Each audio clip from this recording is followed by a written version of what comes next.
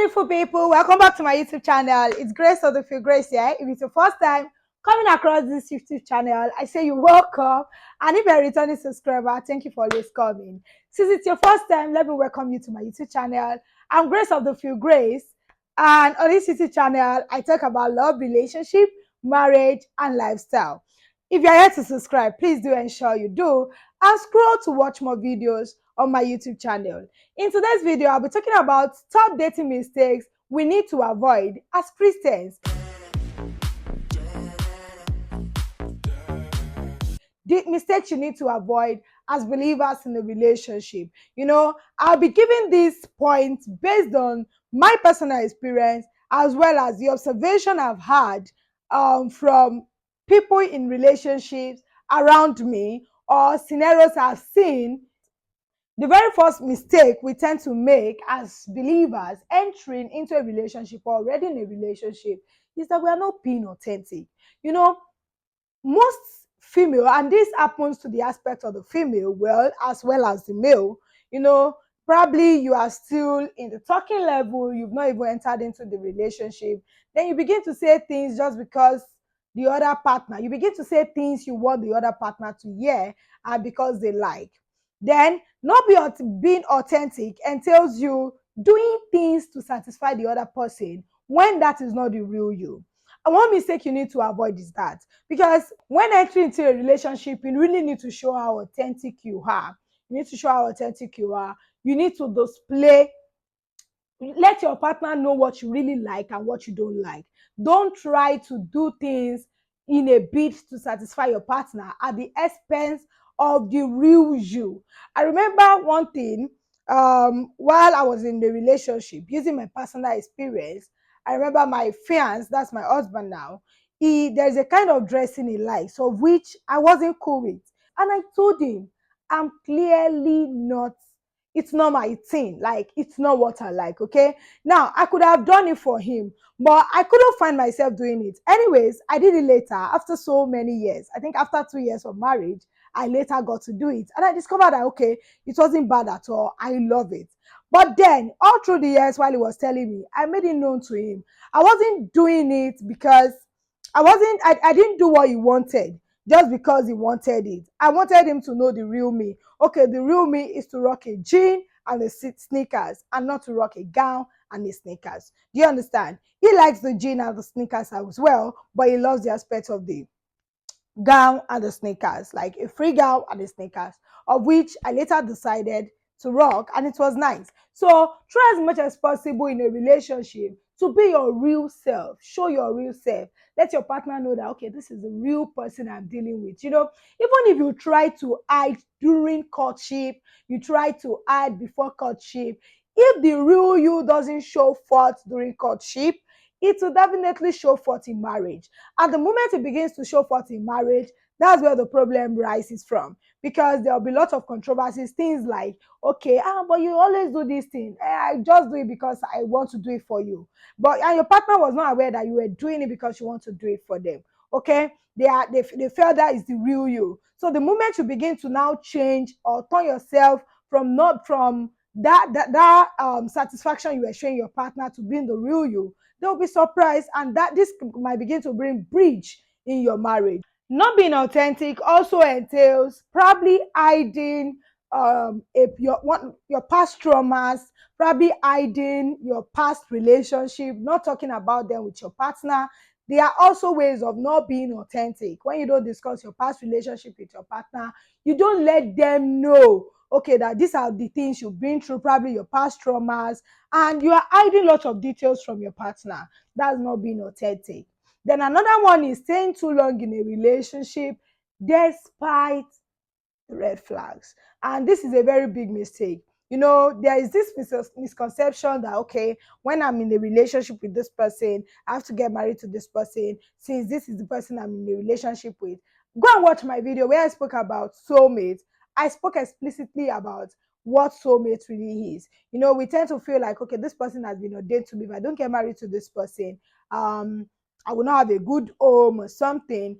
And when I'm talking about these red flags, I'm not talking about just red flags you can easily correct or work on. I'm talking about red flags you've tried to work on, you've tried to discuss, but it seems as though nothing is changing. Even if you can tolerate it during the relationship, it will be pretty difficult when you begin to live together as couples and you tend to see more of these things. You will get frustrated. So if these red flags are things you cannot work with, or you cannot tolerate or get over of, then it should be something you should flee from. You should flee from. So that's the mistake we tend to make. We tend to stay too long in a relationship despite noticing red flag, rather. Third mistake Christians tend to make in a relationship is that sexualizing relationship. The moment you begin to sexualize a relationship, the moment you begin to make your bed undefiled, you begin to do things, you begin to sin, you begin to try to do things against your standards or against your faith, against your belief, it will begin to cloud your judgment. Yes, it will cloud your judgment because you will just want to stay with this person because you sexualize things and things has been going on between you. When you sexualize a relationship, it will cloud your judgment. You will not be able to have proper discussions because any little discussion would lead to you sexualizing. Now, when we talk about sexualizing the relationship, it goes beyond penetration. It also cuts across unnecessary touchings of some specific areas of the body. It also cuts across locking lips. It cuts across hugging in such a way that your chests are so tightly intertwined. Okay, so this is a mistake we really need to avoid when we enter into a relationship as a Christian. Another mistake you should avoid, this is for those who are yet to enter into a relationship or already in a relationship anyways, being in a relationship and being in an unequally yoked relationship. When I talk about being in an unequally yoked relationship, probably you are in a relationship with someone that, okay, being unequally yoked could come in different ways. Number one is your belief.